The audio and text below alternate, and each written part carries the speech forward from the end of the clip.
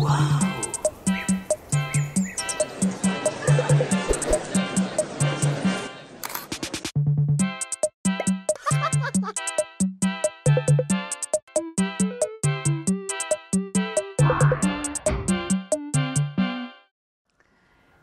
peintures les plus importantes peut-être de la carrière de Klimt sont des peintures qui ont été détruites, qu'on appelle les peintures de l'université, au nombre de 3. Philosophie qu'il présente en 1900, suivi de médecine en 1901 et jurisprudence en 1903. Dans les années 1891, une université la grande université de la Ringstrasse, va demander à ce qu'on décore les plafonds et la commande passera d'entre les mains de Klimt et de Matsch, puisqu'à l'époque, entre 91 et la décision est prise en 94, ce sont les grands peintres de la Ringstrasse. Mais finalement, il y a une erreur de timing, c'est qu'en 1900, ça n'est plus le décorateur de la Ringstrasse, il est devenu le président de la sécession avec des peintures d'Athéna qui, manifestement, se démarquent de sa peinture de peintre décorateur. Ce qui fait que lorsqu'il va présenter la philosophie en 1900 à l'exposition de la sécession, il y a une vague protestation des professeurs de l'université auxquels ces peintures sont destinées, ce qu'on appelle la pétition des 87. Pour l'instant, jusque-là, ça reste un scandale local. On lui reproche de ne pas entendre la philosophie, mais c'est un point de vue académique. L'année suivante, il présente médecine. Et là, le problème se corse. Il se corse parce que ça devient un problème politique. On parle d'un érotomane, on parle d'un pornographe. Et ça n'est plus limité à la pétition des professeurs, c'est le Parlement qui se déchire. Alors peut-être pas à coup de parapluie comme on l'avait vu sur la caricature du scandale tout à l'heure, mais ça devient une question politique. Le gouvernement von Hartel, qui est à l'époque déjà paralysé. Je vous ai expliqué que l'obstructionnisme systématique des nationalités bloque le fonctionnement du Parlement, cherche à travers l'art moderne un art consensuel finalement qui transcende les divisions nationales, non, pas nationales, les divisions de l'Empire austro-hongrois. Sauf qu'au lieu de cimenter, il va diviser et le Parlement est totalement en opposition et se déchire sur la question. Les libéraux deviennent des conservateurs, etc. Ce qui fait qu'on ne peut plus accepter ces peintures pour les décorations du plafond de l'université de la Ringstrasse. Et lorsqu'il en a pris conscience, on lui dit que ces peintures vont aller à la galerie moderne. Lorsqu'on demande au gouvernement de fournir ces peintures pour les exposer à l'exposition de Saint-Louis aux États-Unis, il refuse. Donc il y a une forme de censure. Garder des tableaux dans des caves, finalement, ou probablement dans les caves, c'est une manière de censurer cet art. Ce qui fait que lorsque Klimt peindra ensuite jurisprudence, il sait parfaitement que ces tableaux n'arriveront jamais à destination, c'est-à-dire ne décoreront jamais l'université, ce qui signifie qu'il va se lâcher dans une rage sauvage et violente quand il peindra jurisprudence, parce qu'il est terriblement frustré d'être bloqué. D'ailleurs, sa nomination dans une école d'art va être bloquée et plus jamais il n'acceptera de commande publique. Et il va en quelque sorte transformer sa rage et frustration sociale en une énergie esthétique subversive qu'on va pouvoir découvrir. Le drame, quelque part, c'est que lorsque le gouvernement viendra réclamer, puisqu'il avait payé 30 000 couronnes, ces tableaux, la petite histoire nous dit qu'il les aura reçus à coups de fusil de chasse et que finalement il va rembourser le gouvernement des 30 000 couronnes grâce au support entre autres d'un certain Lederer, August Lederer, sauf erreur, qui prendra en échange philosophie. Et puis c'est dans les années 1910-1911 que Moser va racheter médecine et jurisprudence. Donc ces tableaux partent en collection privée. Ils vont être saisis par les Allemands pendant la guerre et ils les placeront dans un château qui est le château Immendorf, qui est ici, et à l'évacuation de l'Autriche, le château sera brûlé et les tableaux avec. Ce qui fait que les tableaux que je vais vous présenter maintenant, on ne les connaît que sous forme de photographie. Ils étaient donc destinés à l'université de Vienne et c'était donc en 1891 qu'une commission de l'université avait choisi le couple gagnant de la Ringstrasse pour ses décorations. cette université, vous la voyez en photo ici, elle existe toujours.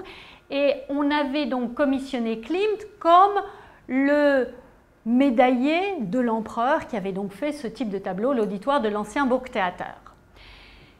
On leur avait donné une seule consigne, la victoire de la lumière sur les ténèbres. Les lumières, c'est-à-dire la raison du XVIIIe siècle quelque part. Il avait obtenu 10 des 16 lunettes qu'il ne peindra jamais et 3 des 4 facultés. Il y avait la faculté de théologie qui fut commissionnée auprès de Match. Vous avez ensuite jurisprudence. Ici, je ne la vois pas très bien, ça doit être philosophie. Et ici, vous avez médecine. C'est donc une reconstitution puisque les tableaux n'ont jamais atteint leur destination comme je vous le disais. On va voir comment il a respecté la victoire de la lumière sur la ténèbre. Souvenez-vous de la petite lumière qu'avait notre Nuda Veritas. C'est peut-être ce genre de lumière qu'il a mis en peinture.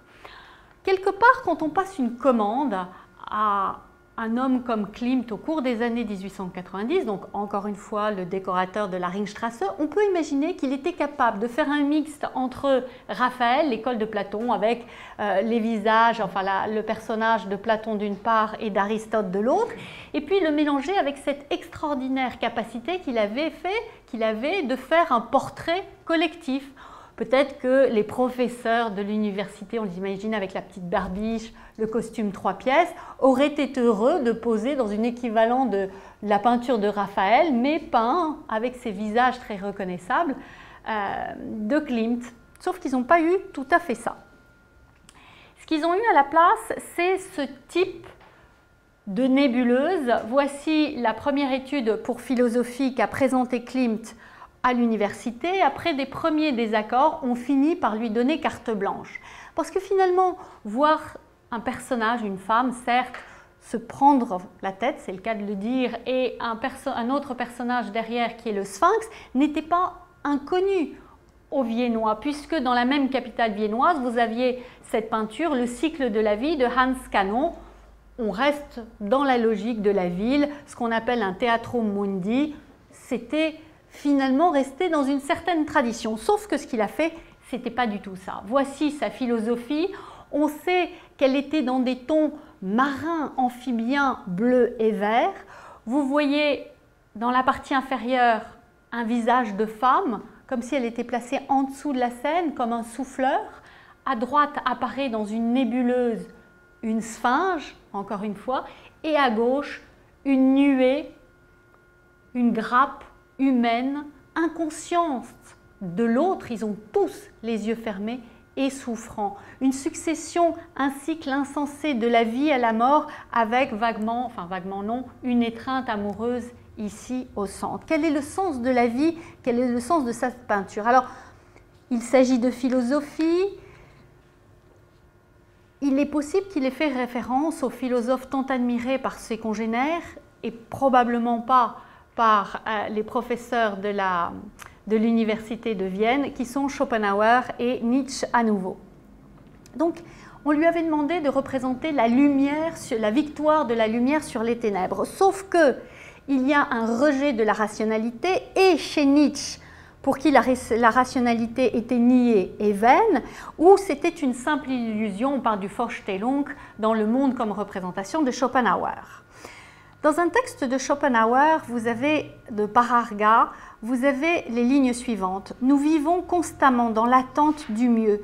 Et c'est là, en règle générale, le cours de la vie des hommes. Dupés par l'espérance, ils dansent dans les bras de la mort. C'est le pessimisme connu de Schopenhauer. Lorsque vous voyez cette grappe humaine, je ne vois à aucun moment la victoire de la lumière, mais simplement le pessimisme, les ténèbres, au contraire, des hommes renfermés sur eux-mêmes et souffrants. Je vous ai parlé tout à l'heure, quand on a regardé la musique de Klimt, je vous ai parlé de la naissance de la tragédie. Je vais maintenant faire référence à Ainsi parla Sarasostra, un paragraphe qui sert au cœur de la troisième symphonie de Mahler dans son 4e mouvement, qui date de 1896. À cette époque, on ne sait pas si Klimt connaît déjà Mahler. Il le connaîtra par la suite, on verra pourquoi, puisqu'ils ont travaillé ensemble. Voici ce que dit ce texte. « Ô homme, prends garde, que dit minuit profond, j'ai dormi, dormi. » Il continue d'un sommeil profond, il parle de douleur, d'éternité, de joie et d'à nouveau de douleur. La vie n'a pas de sens chez Nietzsche. Il n'y a pas une ligne de progression au sens des positivistes. Dans le texte à nouveau de la naissance de la tragédie, Nietzsche préfère quelque part Dionysos, puisqu'il s'y identifie, je vous le disais, entre autres parce que Dionysos ne cache pas la douleur humaine. Contrairement à Apollon, ici la douleur humaine n'est pas cachée. Donc vous avez une dimension pessimiste de Schopenhauer, mais vous avez également la dimension nihiliste peut-être, en tout cas ne pas cacher le destin douloureux de l'homme, c'est-à-dire une lecture nietzschéenne. Les personnages, sinon, vous avez en bas cette femme qui représente peut-être das Wissen, selon le catalogue, c'est-à-dire la connaissance. Un certain Peter Vergo, qui est un des spécialistes de Vienne, la rapproche du personnage de Herda. Herda, c'était dans le cycle du Rhin, dans l'or du Rhin les opéras de Wagner. Herda est la mère des Valkyries. Simplement, Herda, là, était une femme chaleureuse, une mère généreuse. Ici, vous avez le profil type, enfin le regard type clair de la femme fatale fin de siècle, archétype de la femme, enfin en tout cas de la féminité de Klimt, qui tourne le dos, totalement insensible aux douleurs humaines, et bien sûr, la sphinge, cet être primitif sur la droite. Avec cette peinture, donc philosophie, on reste sur celle-là, on a la révolte des professeurs qui n'en veulent pas et la pétition des 87 professeurs. Le gouvernement soutient toujours Klimt qui va pouvoir présenter l'année suivante à la 10e exposition de la Sécession, cette fois médecine. La médecine, grande spécialité autrichienne, la médecine curative, il faut soigner les hommes. Qu'est-ce qu'on a ici? Alors, hélas, elle est détruite. On a essayé de faire des reconstitutions numériques, dont voici un exemple. On sait que ce tableau était mordoré, rouge et violacé. Et bien heureusement, on a une photo en couleur du personnage central qui est censé être la personnification de la médecine et qui en fait est celle qu'on appelle IG, d'où le nom chez nous de hygiène aujourd'hui. Elle est la déesse de la médecine préventive. Son frère ou son père qui était Esculape, lui était le dieu de la médecine curative. Qu'est-ce qu'elle nous propose comme potion ? Quelle est donc cette médecine curative? Vous reconnaissez encore une fois la prêtresse, la sorcière fin de siècle. On dit qu'elle était née, comme son frère Esculape, dans des marécages, née d'un serpent. Donc elle est accompagnée ici d'un serpent, peut-être son père, son ami, son amant. Chez ces femmes, tout est à attendre. Ce sont des femmes amphibiennes. Elle est née dans un marécage. Elle porte une coupe qui la rapproche, là encore, par exemple, des Circé fin de siècle de Waterhouse qu'on a étudié ensemble. Certains ont dit que c'était la coupe de l'été. Chez les Grecs antiques, l'immortalité, finalement une forme curative contre la mort, l'immortalité est obtenue par la renommée. Un homme comme Socrate ou comme Euripide sont encore quelque part vivants parce que leur renommée leur permet d'être aujourd'hui encore immortels, on les connaît encore, on continue à les lire. Or, la coupe de l'été, c'est celle qui va détruire le souvenir. Si vous buvez à la coupe de l'été, l'été léthargique, vous risquez de devenir, enfin, c'est pas vous risquez, vous serez amnésique. Donc, vous avez perdu le souvenir. Le souvenir pour les Grecs, c'est la vie, c'est la renommée. Donc, finalement, elle vous propose une coupe de la mort. Donc, pour une déesse, IG ou IG, les deux noms existent, qui est censé représenter la faculté de médecine, c'était on ne peut plus provoquant. Comme il avait retourné le système patriarcal avec le système matriarcal, je vous l'ai montré tout à l'heure avec l'affiche, cette fois il retourne la médecine. En médecine, vous n'avez ici ni une médecine curative, ni une médecine préventive, vous avez une médecine qui tue. La voici donc, on l'a reconnue. Je vous la montre ici sur la gauche. L'autre personnage qui provoquait énormément, c'est cette femme enceinte en haut à droite, qui côtoie le visage de la mort, évidemment voilé d'un super voile noir. Il y avait des petites décorations dorées. Il en a refait un tableau, l'espoir, 2 ans après. Le gouvernement avait tenté qu'il ne présente pas ce tableau. Vous avez à nouveau une femme fatale, les cheveux roux, le poil pubien roux, avec ce visage de mort juste derrière elle. Pour la médecine, ce n'est pas très encourageant. Vous avez une femme enceinte, on est là pour représenter la vie et juste derrière, le visage de la mort. La superposition, plus exactement la cohabitation d'éros et thanatos, qui est fondamentale chez Freud, existe également chez Klimt. Le troisième des personnages qu'on va regarder, c'est cette femme qui projette totalement, sans la moindre pudeur, son bassin vers l'avant et qui se courbe ainsi sur l'arrière avec ses cheveux fin de siècle le long du corps. Elle renvoie bien sûr à Nuda Verita et on va en faire peut-être une petite généalogie iconographique. Vous aviez la première Nuda Verita qui ensuite est reprise, n'est-ce pas, sur cette nouvelle forme de Nike qu'avait dans la main Athéna, qui s'est transformée ensuite en cette Nuda Veritas. La voici donc l'extrait de médecine et puis cette projection du bassin impudique, vous la retrouvez dans les dessins des sirènes, c'est-à-dire ces tueuses amphibiennes que l'on a pu étudier.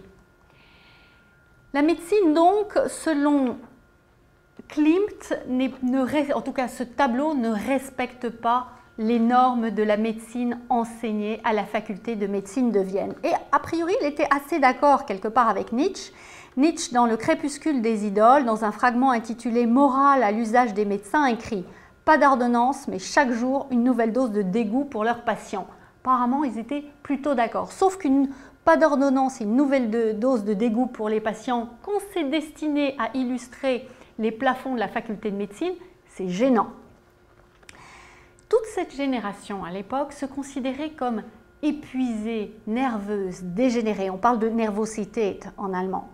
Hofmannsthal parle d'un accablement, d'une langueur de la chair. Que vivre est difficile, ô mon cœur fatigué. Bourget, lui, parlera d'un taedium vitae, un ennui de la vie. Il y a une sorte de nausée universelle qui pénètre cette génération et Nietzsche, toujours dans Humain, trop humain, l'explique très bien. La somme des sensations, des connaissances, des expériences, c'est-à-dire tout le fardeau de la culture. La culture, c'est le produit de la civilisation patriarcale et il la considère comme un fardeau, comme un poids. Sont devenus si grands qu'une surexcitation des forces nerveuses et pesantes constitue le péril général au point que les classes cultivées des pays européens soient complètement névrosées. Donc il y a ce sentiment de névrose et quand vous voyez cette masse humaine, on peut croire effectivement qu'on a affaire à une génération de névrosés de la naissance à la mort.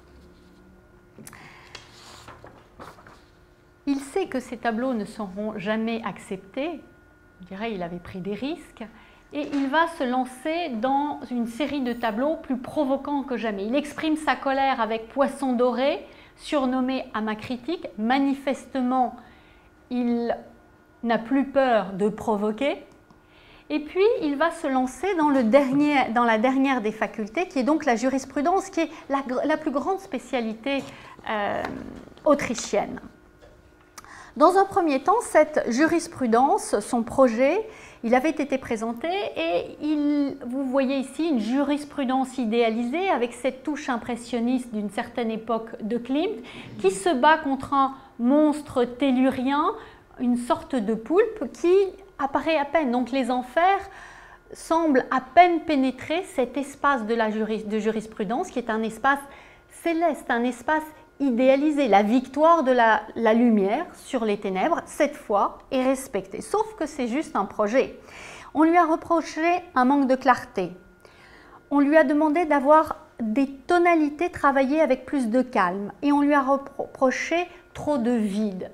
Alors il va répondre point par point à la question de la clarté, du calme et du vide. Et vous allez voir comment. Le voici, cette jurisprudence. Les contours sont clairs et nets. Il est allé en 1903 2 fois à Ravenne voir mosaïque byzantine de San Vitale, ce qui fait que Ludwig Hevéli parle de mâle mosaïque, c'est-à-dire des mosaïques peintes. Et effectivement, on a l'impression ici qu'il a travaillé le pinceau comme s'il s'agissait de mosaïques. Le tableau était principalement noir et or, avec des couleurs au niveau des 3 figures dans la partie supérieure et du poulpe, qui étaient comme des bijoux précieux.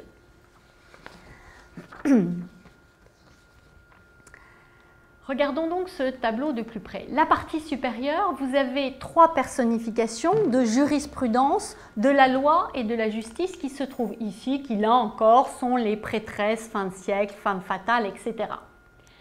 Elles ont l'air complètement détachées des tortures qui se passent dans la partie inférieure du tableau. Regardez, elles ne sont absolument pas concernées par cette humanité souffrante. Et puis vous avez les têtes des juges, les voici. Un qui regarde à gauche, l'autre qui regarde vers le ciel, l'autre qui regarde à droite. Ils n'ont pas l'air très concernés, nos juges. Et puis, il y a seulement des têtes.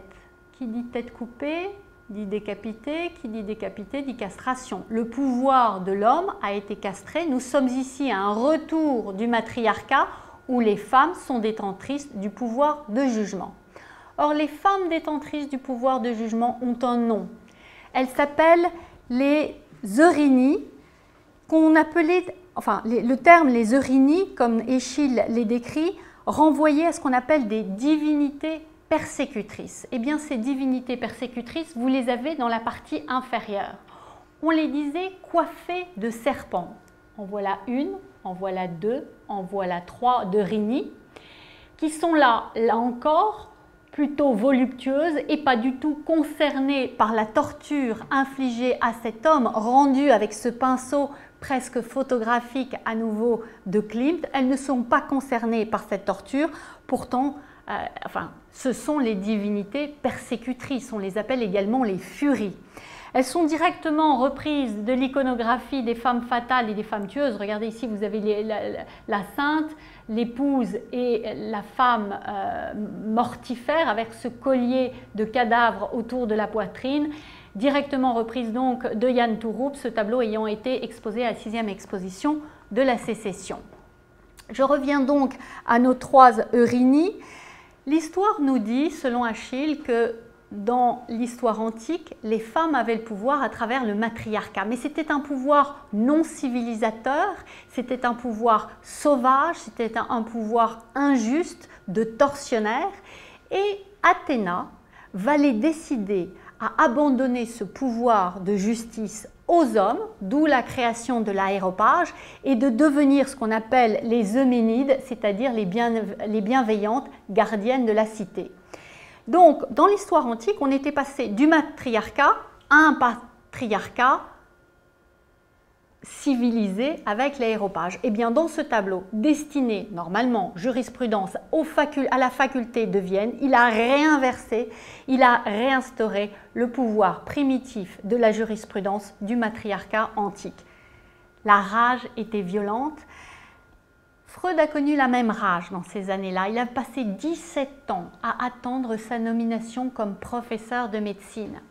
Il écrit alors un livre que vous connaissez tous, qui est l'interprétation des rêves. Dans la prélude à l'interprétation des rêves, il cite un extrait des Énéides de Virgile. « Si je ne peux plier les puissances supérieures, je secouerai l'enfer. » Eh bien, c'est ce qu'a fait de la même manière, avec la même rage, Klimt ici. En 1903, il avait juste avant présenté un autre travail qui existe encore aujourd'hui, qui est présenté à Vienne dans le Palais de la Sécession, qui est connu comme étant la frise Beethoven. C'est maintenant la frise Beethoven qu'on va redécouvrir.